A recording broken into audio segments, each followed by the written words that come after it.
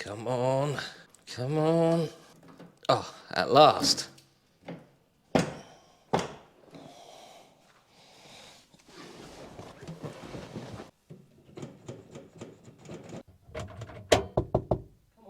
Keep your pants on, I'm coming. And that's why on this episode of Project 380, I'm installing a central locking kit.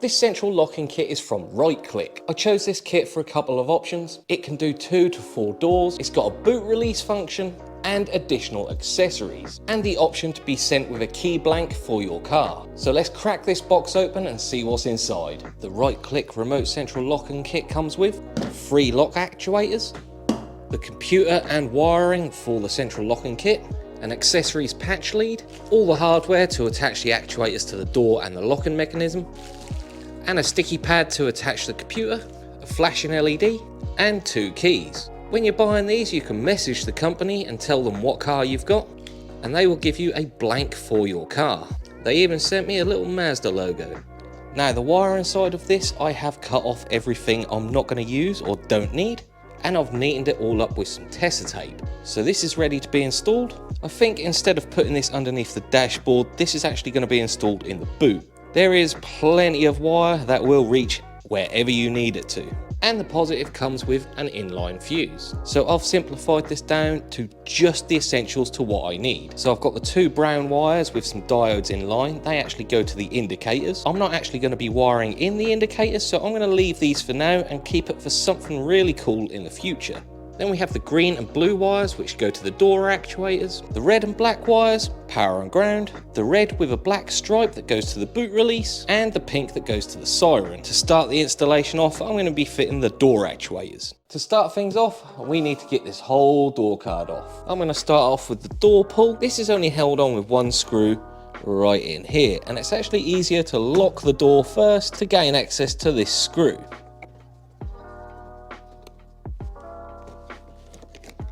Make sure you unlock it again before you lock yourself out of the car. Now the door handle itself, this is held on with 3 screws. 1 here, 1 here, and 1 underneath this little bit of plastic. Be careful removing this plastic as you can mark the handle around it.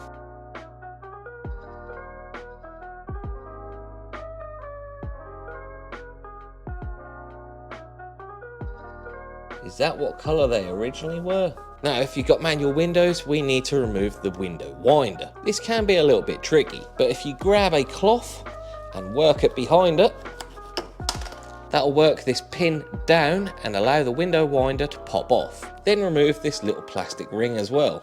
The Mark 1 door cards are just held on with plastic poppers all the way around. Just be gentle popping these out, as this door card is only a bit of plyboard and tends to bend really easily.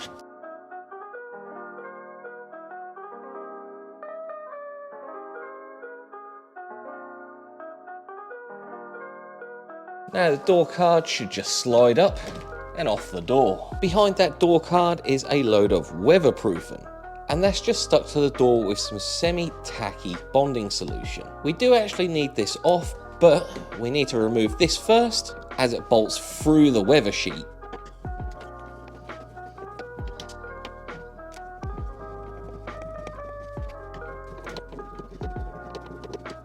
With that out of the way, we can remove this weather sheeting and pull the door pull through the access hole in the weather sheeting. Be careful when you're pulling this off, this black sticky stuff gets absolutely everywhere.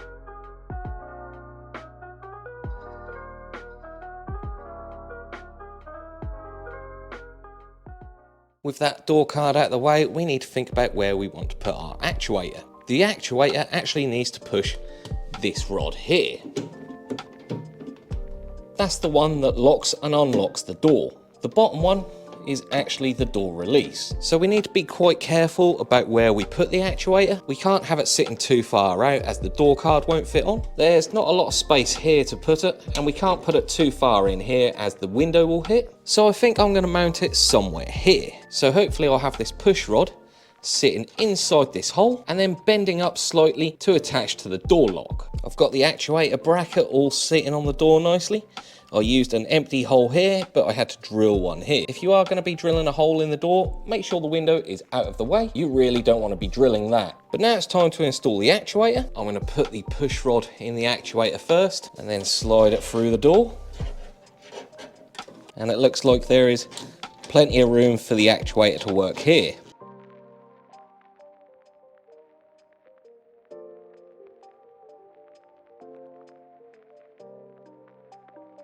Now I need to bend this push rod into shape to line up with the door lock nicely.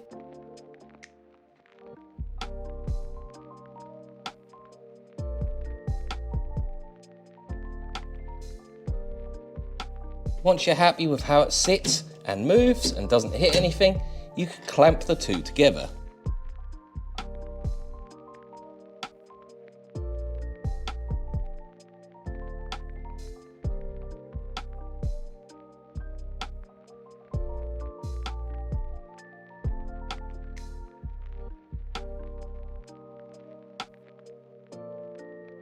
Once that's done, just make sure everything is still free moving.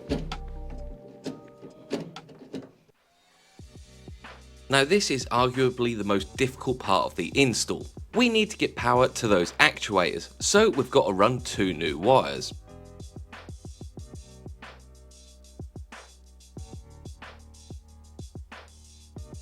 Slightly easier on a Mark II as you can repurpose 2 wires, but on the Mark I with manual windows, there's no plug, just a rubber grommet.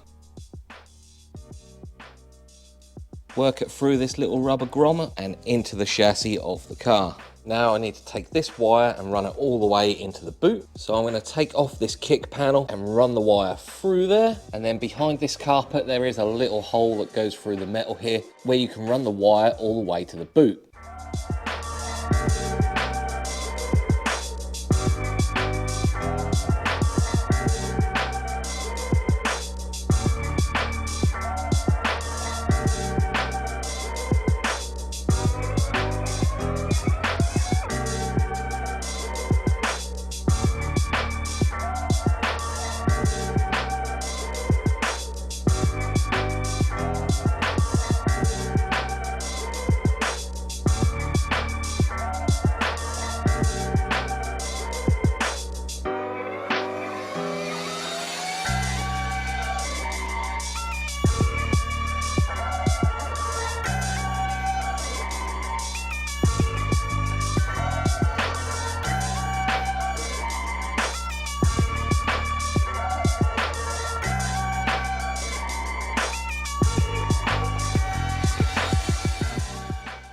And then you can connect up the wires. I'm just going to use this hole here to tie wrap the wires out of the way so they don't get caught on the window. With that all secure and out of the way, just make sure the window still works and goes all the way up and down.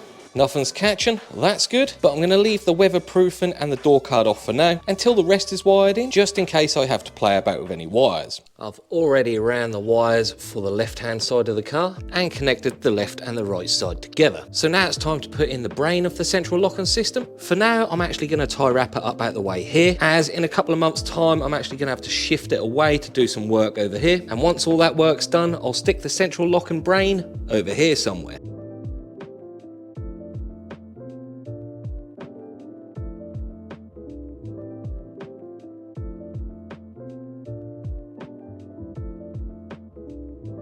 Now I can attach the positive and negative to the battery.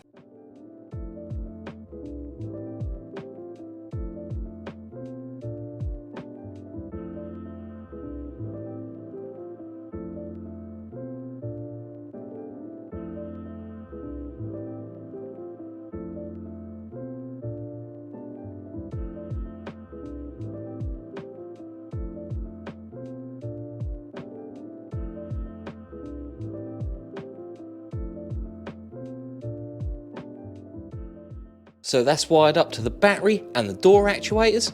So let's give it a test. So the reason we left the door card off is just in case we need to adjust this, but it seems like the lock is moving exactly how it should. I'm happy with that. That means that door card can all go back on. So the boot actuator I've put in off of camera. I made a couple of brackets to connect it to the car, and I've bent the actuator rod to meet the boot lock. That just pushes and pulls like the doors do. I've connected the green wire to an earth here, and the blue wire is routed neatly all the way in the back of the boot and connected to the red and black wire. So now hopefully if we press and hold the boot button, that will release the boot. Let's give it a proper test.